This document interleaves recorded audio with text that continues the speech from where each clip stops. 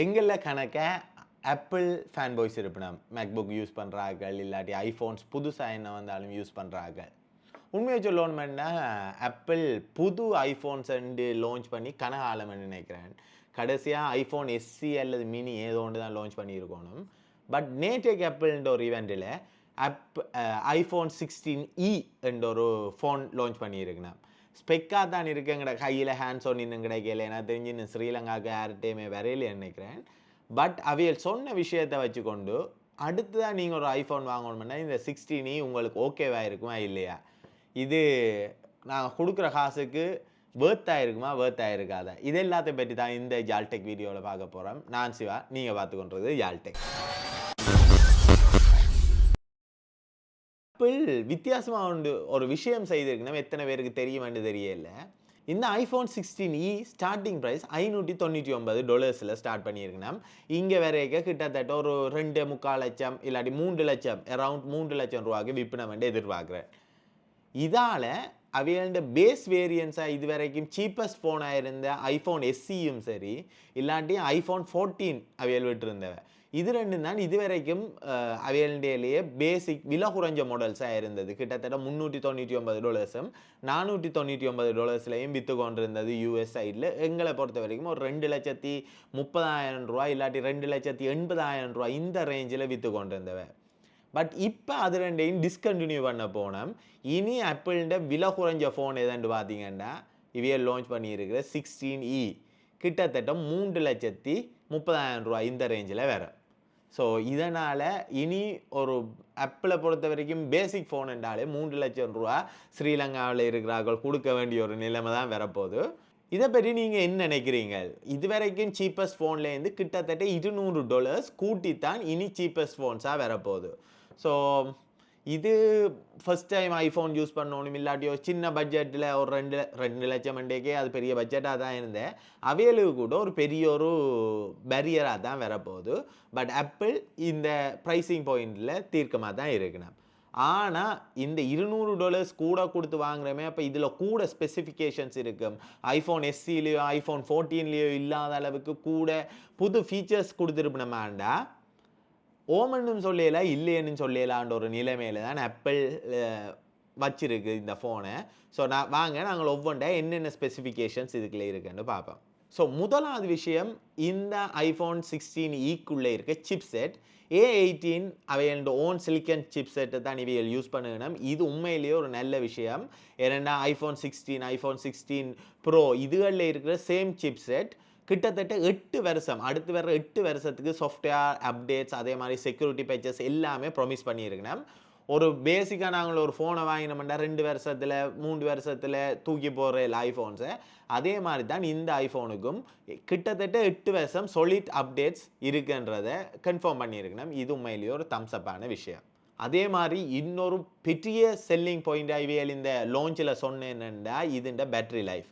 கிட்டத்தட்ட இப்போ இருக்க ஐஃபோன் 16லும் விட 4 மணித்தியாலம் கூட இதுண்ட பேட்டரி ஒர்க் பண்ணுமென்று சொல்லியிருக்கணும்.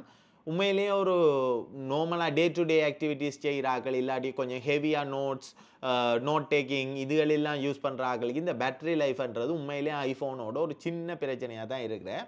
உதாரணமாக நான் வச்சுருக்கிற ஒரு 13 Pro Max, இது எனக்கு ஒரு ஃபுல் சார்ஜில் நான் காலம்புற எலும்பேக்க ஒரு ஃபுல் சார்ஜில் எடுத்தேன்னா கிட்டத்தட்ட பின்னேரம் ஒரு 6-7 மணிக்கு போயேக்க 15% அந்த ரேஞ்சுக்கு வர்ற அளவுக்கு தான் இருக்குது. ஏன்னா நான் ஒரு ஹெவி ஃபோன் யூஸர், ஒரு நாளைக்கு ஒரு 8லேருந்து 10 மணித்தாலும் யூஸ் பண்ணுவேன்.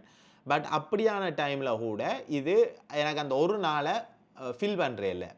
பட் இவையல் சொல்லியிருக்கணும் 16E இந்த பேட்டரி பர்ஃபார்மன்ஸ் இது வரைக்கும் இல்லாத அளவுக்கு கூட இருக்க வேண்டி இதைத்தான் மெயின் செல்லிங் பாயிண்டாக கூட சொல்லியிருக்கணும்.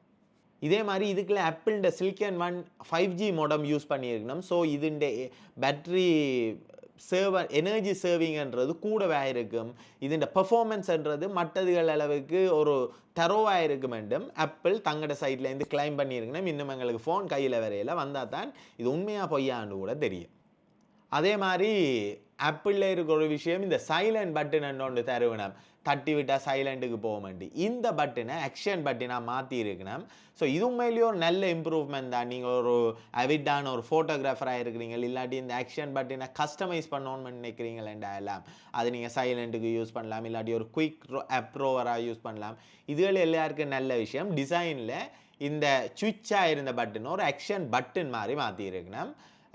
எனக்கு பர்சனலாக இது நல்ல ஒரு இம்ப்ரூவ்மெண்ட்டாக தெரியுது. அதே மாதிரி ஆப்பிளின் ஓன் சிப்செட் யூஸ் பண்ணியிருக்கிறபடியாக இவைகள் தந்திருக்கிற இன்னொன்று ஆப்பிள் இன்டெலிஜென்ஸ். அதாவது 16 ஃபோன்லேயே அவையெல்லாம் சொன்னது தாங்கள் இன்டு ஏஐக்கில் தான் போகணும் அவையோட ஓன் சிப்செட்ஸோடையண்டு. அதே இந்த 16க்கும் அவையல் ப்ரொமைஸ் பண்ணியிருக்கணும். கூட கூட கூட இந்த இமேஜ் எடுக்க யாராவது பின்னாடி இருந்து அவையில் அழிக்கிறது, டெக்ஸ்ட்டை ஈஸியாக வாய்ஸாக மாற்றுறது, ஏதாவது மெசேஜஸ் வந்தால் அதுக்கான குயிக் ரிப்ளைஸ், இது எல்லாத்தையும் கொண்டு ஒரு ஏஐ ஃபீச்சர்ஸை இந்த ஃபோன்ஸுக்கு தொடர்ந்து சப்போர்ட் தருவணும் என்றும் சொல்லியிருக்கணும். அதே மாதிரி இன்னொரு ஃபீச்சர், இது வரைக்கும் 2, 3 ரெட்மி எல்லாமே இப்போ 5 கேமரா மட்டும் கொண்டு வர தொடங்கிட்டு தங்களோட ஃபோன்ஸில். பட் ஆப்பிள் என்ன சொல்லியிருக்கேன்னா, இதில் சிங்கிள் கேமரா தான் கொடுத்துருக்கு. ஆனால் அவையோட ஸ்பெக்ஸின் படி, அவைகள் காண டெமோஸின் படி இது உண்மையிலேயே ஒரு நல்ல பெர்ஃபார்மன்ஸ் தர ஒரு கேமராவாக தான் இருக்குது. 48 MB கேமரா. அதே மாதிரி டிஜிட்டலாக அவைகள் ஒரு 2x மட்டும் கொண்டு போகிறதுக்கான ஒரு அவையோட ஓன் சிப் செட்ஸ்ன்றபடியாக அப்படி ஒரு செட்டப்பும் செய்திருக்கணும். இந்த 2xன்றது கேமராவால் ஆகலை, ஆனால் டிஜிட்டலாக கேமரா அதே அவுட்புட்டை தருகணும்னு சொல்லியிருக்கணும். ஸோ அவைகள் காட்டின ஃபோட்டோஸ் எல்லாம் உண்மையிலேயே ஸ்மூத்தாக தான் இருக்குது. ஆனால் ஆப்பிள் தங்களோட டெமோஸில் காட்டுற ஃபோட்டோஸ் எப்பயுமே நல்லா தான் இருந்திருக்கு. இப்போ நல்லா எல்லாமே இருந்திருக்கு. அதுதான் கேள்வியாக இருக்குது. அதே மாதிரி எல்லாமே நல்லதாக சொல்கிறோமே, இதில் எந்த ஒரு பேக்ட்ரோவும் இல்லைன்னு பார்த்தீங்கன்னா, முதலாவது மேக்ஸேஃப் சார்ஜர் இல்லை. 2020 ஸ்டார்ட் பண்ணினது ஆப்பிள். அதில் எந்த எல்லா டிவைசஸ்லையும் கொண்டு வந்த இந்த மேக்ஸேஃப் ஃபீச்சர்ஸை இதில் எடுத்திருக்கு. அது மட்டும் இல்லை, இதுண்ட வைஃபைன்றது மற்ற ஐஃபோன்ஸில் மட்டும் ஸ்லோவாக தான் இருக்காம, என்ற எல்லா ஐஃபோன்லேயும் இப்போ வைஃபை 7 யூஸ் பண்ணுங்க. நம்ம ஆனால் இந்த ஐஃபோன் 16E வைஃபை 6 தான் யூஸ் பண்ணப்படுது.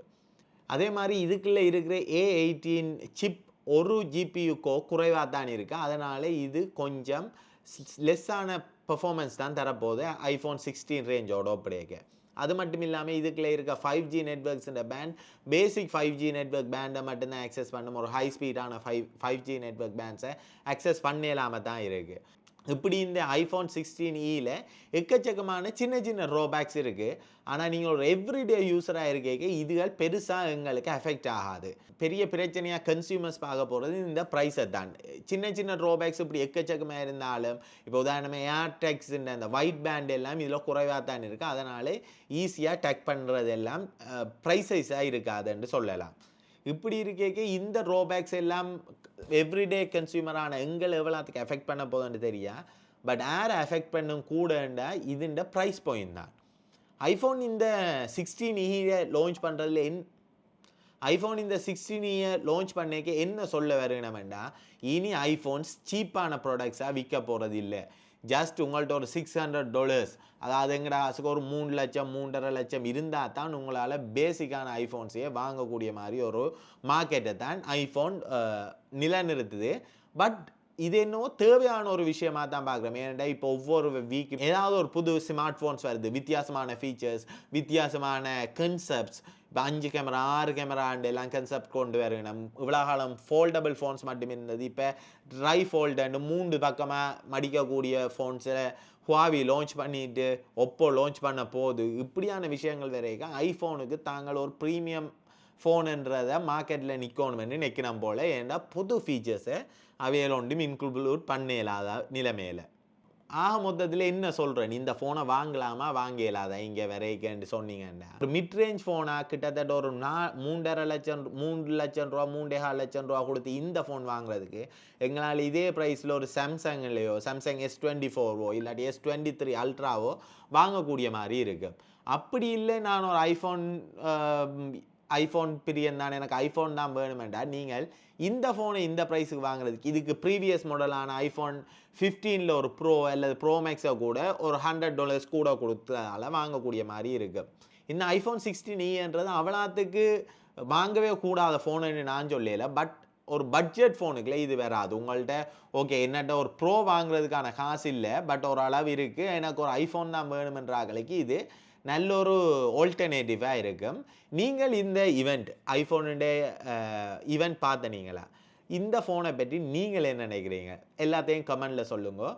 இதே மாதிரி இன்னொரு 6 மாதம் வெயிட் பண்ணினீங்கன்னா ஐஃபோன் 17 சீரிஸ் வந்துடும்.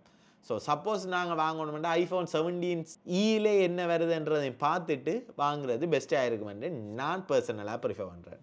அதே மாதிரி நான் சொல்லிக்கலாம், நீங்கள் யோசிச்சிருப்பீங்க என்னடா அவன் $500 இதில் சொல்கிறான், இல்லாட்டி $600 இதில் சொல்கிறான், நான் ஸ்ரீலங்கன் விலையை சொல்லிக்க 3,30,000 என்று அந்த ரேஞ்சில் சொல்கிறான், கன்வெர்ட் பண்ணி பார்த்தா 2 லட்சம் அப்படி தானே வருமெண்டு. இங்கே ஏற்கனவே எப்படின்னா இந்த மொபைல் ஃபோன்ஸ் ப்ரைஸ் எல்லாம் டேக்ஸ் அதுகள் எல்லாம் இன்க்ரீஸ் பண்ணி கூடத்தான் விற்பாங்க. இப்போ உதாரணமாக இவ்வளோ காலமும் ஐஃபோன் SCன்றது $499 அங்கே லான்ச் ஆனது. பட் இங்கே விற்க அவைகள் கிட்டத்தட்ட 2,55,000 அப்படித்தான் விற்று கொண்டிருக்கணும். ஸோ இதுதான் இந்த வீடியோ உங்களுக்கு பிடிச்சிருக்குன்னு நினைக்கிறேன். நெக்ஸ்ட் வீக் இன்னொரு டெக் அல்லது டெக் ரிலேட்டடான ஒரு வீடியோவில் சந்திக்கிறது வரை உங்களிடம் விடைபெறுவது உங்கள் சிவா.